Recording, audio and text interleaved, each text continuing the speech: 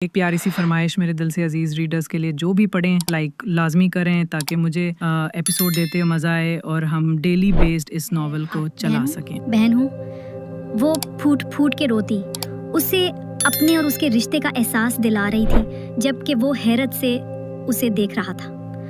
تم اس کے ساتھ نہیں رہنا چاہتی؟ کیا تم اس سے علیحدگی چاہتی ہو؟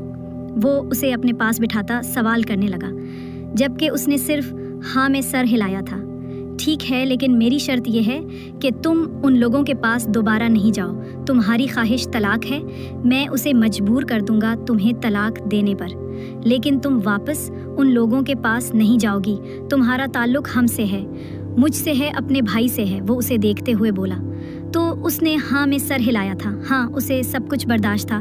اگر برداشت نہیں تھا تو اس شخص کا ساتھ جس سے وہ نفرت کرتی تھی، وہ اس کے سینے سے لگی بھوک پھوٹ کر رو رہی تھی، جبکہ وہ شخص اس کا ماتھا چومتا اسے یقین دلا رہا تھا کہ وہ حالات اس کی مرضی کے مطابق کر دے گا۔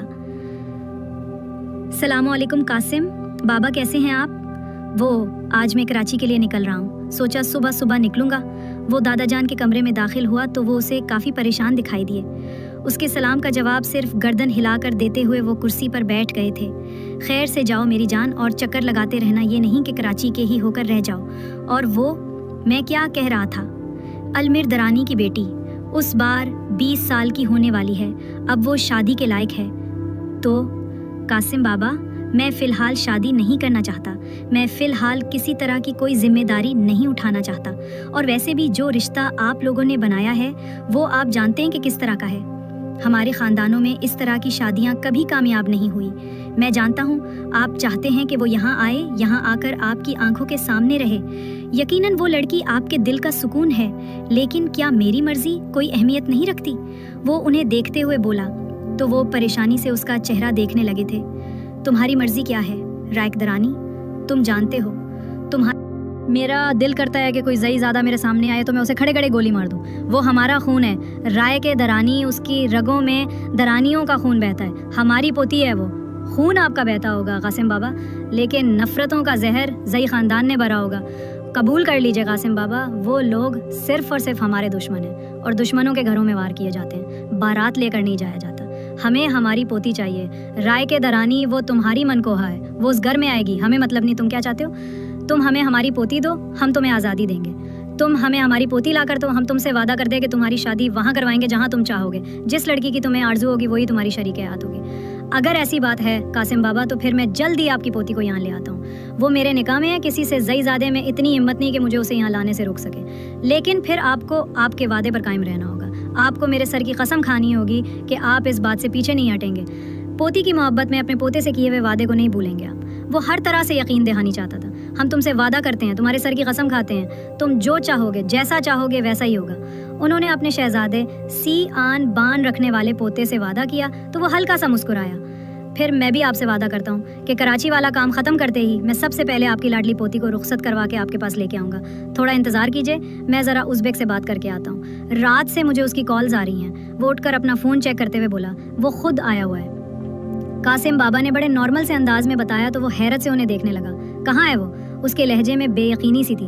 اپنے کمرے میں ہے۔ قاسم بابا کا انداز بے حد نارمل تھا، جبکہ رائق نارمل نہیں رہ سکا تھا۔ اور آئرہ کہاں ہے قاسم بابا؟ اس نے اپنی حیرانگی چھپاتے ہوئے ان سے پوچھا تھا۔ وہ اس کی بیوی ہے، کہاں ہوگی وہ رائے کے درانی؟ اس کے ساتھ ہوگی اس کے کمرے میں۔ اس بچی نے کہاں جانا ہے؟ قاسم بابا آپ جانتے ہیں نہ، اسے 6 مہینے آپ سے ملنے آیا۔ وہ اٹھ کے کمرے سے نکلتے ہوئے ان سے پوچھنے لگا تو وہ تلخی سے مسکرائے تھے۔ نکاح نامے پہ سائن کرنے سے پہلے وہ ہم سے ہر تعلق ختم کر چکا تھا، اب وہ ہمارے سامنے بھی نہیں آتا۔ ملنا تو دور کی بات ہے۔ وہ بے بس اسی سے بولے تو رائق بنا، کچھ کہے کمرے سے نکل گیا تھا۔ اس کا ارادہ ناشتہ کرتے ہی کراچی کے لیے نکالنے کا تھا۔ وہ اپنے چہرے پر میک اپ کی تہ لگا رہی تھی، لیکن گردن پر موجود داغ تھے جی چھپنے کا نام نہیں لے رہے تھے۔ وہ تنگ آ رہی تھی لیکن پھر بھی اپنی کوشش میں کامیاب نہیں ہو پا رہی تھی۔ آنسو تھے کہ مسلسل بہے جا رہے تھے۔ اس نے گہری سی لپسٹک لگا کر اپنے لبوں کے زخم کو چھپانے کی کوشش کی تھی۔ جب وہ ٹروزر کے ساتھ شرٹ لیس گلے میں ٹاول ڈالے واش روم سے باہر نکلا، اس نے بس ایک نظر چہرہ اٹھا کر اسے دیکھا تھا اور پھر نگاہوں چرا گئی۔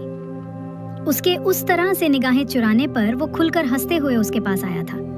کیا ہوا ڈارلنگ؟ मेरे दिए दाग छुपाए नहीं जा रहे। बड़ा जालिम है तुम्हारा शौहर, तुम पर बिल्कुल तरस नहीं खाता। वैसे तुम तरस खाने वाली चीज भी नहीं हो। और तुम्हारे ये होंठ, उसने बड़ी बेबाकी से उसके पास बैठते हुए उसके लबों को अपनी 2 उंगलियों में भरते हुए मसला था। नशा है तुम्हारे होंठों में। चीज तो तुम कमाल की हो, इसमें कोई शक नहीं, लेकिन अफसोस मेरे किसी काम की नहीं हो, बेकार औरत। सारी रात रोना धोना मचाकर अच्छा खासे मूड का बेड़ा गर्क कर दिया। 6 महीने बाद जब शौहर घर वापस आता है तब बीवी को किस तरह से उसका वेलकम करना चाहिए इतना भी नहीं पता तुम्हें। खैर, अब मैं आगे होना सिखा दूंगा। चलो, बाहर सब घर वालों को सरप्राइज देते हैं, सबको बताते हैं कि इस घर का दरिंदा सिफत वैशी बेटा वापस आ गया है। सब सरप्राइज हो जाएंगे मुझे देखकर। और फिर सब तुम पर और तरस खाएंगे। सबके लबों पर तुम्हारे लिए हमदर्दाना अल्फाज होंगे। हर कोई तुमसे प्यार जताएगा, तुम्हें अपनी हमदर्दी से नवाजेगा। चलो चलो नीचे चलते हैं, तुमने सबकी हमदर्दियां समेटनी होंगी ना। चलो, लेकिन 1 मिनट रुको। इतना मेकअप लगा कर जाओगी तो सबको पता कैसे चलेगा कि मैंने रात तुम पर कितने जुल्म ढाए हैं। अरे तुम्हारे चेहरे पर 6 महीने बाद की उस हसीन रात के सारे रंग खुलने चाहिए। आखिर 6 महीने बाद तुम्हारा शौहर तुमसे मिलने आया है, तुमने तो सबको बताना है ना कि मैं कितना बड़ा वैशी हूँ, कितना बड़ा दरिंदा हूँ। तो चलो अपनी लिपस्टिक साफ करो। वो इसके लबों पर तुम अपनी खिरदरी उंगलियों का लम्स छोड़ता, उसके होठों को रगड़ चुका था। उसकी उस हरकत पर वो तकलीफ से बुलबुला उठी थी, क्योंकि रात वो अपनी दरिंदगी के निशान उसके लबों पर वो बहुत बेबाकी से छोड़ चुका था। वो तकलीफ से दौड़ी हो रही थी जब एक झटके में वो उसकी गर्दन को दबोच चुका था। उसकी गिरफ्त इतनी सख्त थी कि आयरा के चेहरे का नक्शा बिगाड़ गया था। आवाज नीची, तुम्हारी आवाज उस कमरे से बाहर नहीं जानी चाहिए। मेरे वैशीपन की, मेरे जुल्मों की दास्तान सिर्फ मेरे कमरे और मेरे कानों तक आनी चाहिए। कमरे से बाहर तो सिर्फ और सिर्फ तुम्हारे हमदर्द बैठे हैं। उन्हें अपने जख्म दिखाना और बताना कि उन लोगों ने तुम्हारी जिंदगी किस तरह बर्बाद की है। तुम्हें एक जालिम सफाक इंसान के साथ जोड़कर तुम्हें बर्बाद किया है। वैसे किस अक्लमंद का मशवरा सुनकर तुमने मुझसे शादी का फैसला किया था? खैर छोड़ो डार्लिंग, पुरानी बातें नहीं करते। मैं तुम्हारे लिए वापस आया हूँ, सिर्फ और सिर्फ तुम्हारे लिए। अब मेरा किसी से कोई ताल्लुक नहीं है, सिर्फ तुमसे रिश्ता जुड़ा है मेरा। तुम मेरी बीवी हो और मैं तुम्हारा शौहर। अब इस घर से मेरा बस एक ही ताल्लुक है और अब मैं इस ताल्लुक को निभाने आया हूँ। तैयार हो जाओ। मेरी वहशत बर्दाश्त करने के लिए ये रात तो कुछ भी नहीं। मेरी उज़्बक दरानी का असल वहशीपन तो मैं तुम्हें अब दिखाऊंगा। अब तुम्हें पता चलेगा वहशी किसे कहते हैं। इस रात तुमने सिर्फ वहशी का लफ्ज़ इस्तेमाल किया था, अब मैं तुम्हें इस लफ्ज़ का महफूज समझाऊंगा। क्या था मैं? हाँ, हवस परस्त। कैसी? लेकिन मेरी हवस। दरिंदा सिफत। मेरी ये दरिंदगी अब हर रात सहोगी। तुम जालिम। जुल्म किसे कहते हैं ये तुम्हें अब पता चलेगा। ये रिश्ता निभाना था ना तुम्हें? क्या कह रही थी तुम? बस एक दफ़ा मैं वापस आ जाऊं। लो, आ गया। अपनी निभाओ ये रिश्ता। मैंने कहा था पछताओगी, तुमने कहा तुम पछताने के लिए तैयार हो। तो अब ये आंसू क्यों मिसेस उज़्बक दरानी? ये तो शुरू है। तुम तो एक ही राह। तुम में रोने लग गई, जिंदगी कैसे काटोगी? तलाक मांग लो। इसके कान में सरगोशी नुमा आवाज में बोला तो इस मासूम सी लड़की ने निगाहें उठाकर उसे देखा था। जान से मार दे, क्योंकि जब तक ये सांसें ख़त्म नहीं हो जाती, आयरा उज़्बक दरानी कभी उज़्बक दरानी से अलग होने का नहीं सोचेगी। वो एक जुमले में इसे आग लगा गई थी। जबकि वो गुस्से से इसे पीछे धकेलता, बेड से अपनी शर्ट उठाता बाहर निकल गया था। जबकि वो उसके जाने के बाद वहीं बेड पर बैठती, अपने ना रुकने वाले आंसुओं को बार बार साफ कर रही थी। तुम पूरी दुनिया के सामने कहोगे कि मैं तुम्हारी बीवी हूँ, तब तक मैं नहीं हारूंगी जब तक तुम नहीं हार जाते। लेकिन तुम्हें हारना होगा, क्योंकि जितनी नफरत तुम मुझसे करते हो, इससे 100 गुना ज्यादा नफरत मैं तुमसे करती हूँ। तुम्हें हारना होगा। वो अपने आंसू साफ करती नीचे से बुलंद होने वाली उज़्बक की आवाज़ को सुन रही थी।